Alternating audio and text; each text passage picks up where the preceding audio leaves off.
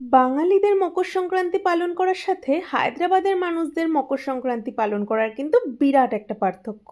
চলো আজ তোমাদের সাথে শেয়ার করব হায়দ্রাবাদে মকর সংক্রান্তি কিভাবে পালন করা হয়। এটা কিন্তু মকর সংক্রান্তির আগের দিন আমরা যেমন দিওয়ালিতে রঙ্গোলি দিই, হায়দ্রাবাদের মানুষ কিন্তু রঙ্গোলি দেয় মকর সংক্রান্তি উপলক্ষে। দেখতেই পাচ্ছ বাড়ির একবারে ফ্রন্ট গেটের সামনে পুরোটা ভরে ভরে দেয়। আর আমরা যেমন এটাকে মকর সংক্রান্তি বা পৌষ সংক্রান্তি বলি, এখানে কিন্তু ওটাকে বলা হয় পোঙ্গল। আমাদের কাছে পৌষ পার্বণ মানেই যেমন পিঠে পুলি, এখানকার মানুষের কাছে মকর সংক্রান্তি মানেই কিন্তু বাদাম গুড়ের খাজা আর তার সাথে ঘুড়ি ওড়ানো।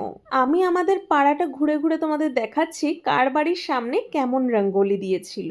আর রঙ্গোলি দেওয়ার মধ্যেও কিন্তু কিছু বৈশিষ্ট্য আছে। সূর্য, ঘুড়ি, গুড় ভরা কলসি আর খেজুর গাছ থাকতেই হবে। ও আর একটা পার্থক্য বলতে তো তোমাদের ভুলেই গেছি, আমরা যেমন কোনো শুভ দিনে উঠোনে গোবর ছড়া দিই বা গোবর লেপি, এখানকার মানুষ কিন্তু হলুদ গোলা জল দিয়ে উঠোন বা মেন গেটের সামনেটা ধুয়ে দেয়। আমি কি তোমাদের দেখাতে পাচ্ছি কি পরিমাণে ঘুড়ি উঠছে? 100টার থেকেও বোধহয় ঘুড়ি বেশি উঠছিল। সারা আকাশ ঘুড়িতে গিজ গিজ করছিল। আর তিনটে ঘুড়ি কেটে এসে আমাদের ছাদে পড়েছে। আর মকর সংক্রান্তির পরের দিন রথ টাইপের একটা রঙ্গোলি দিতেই হবে, একদম মাস্ট।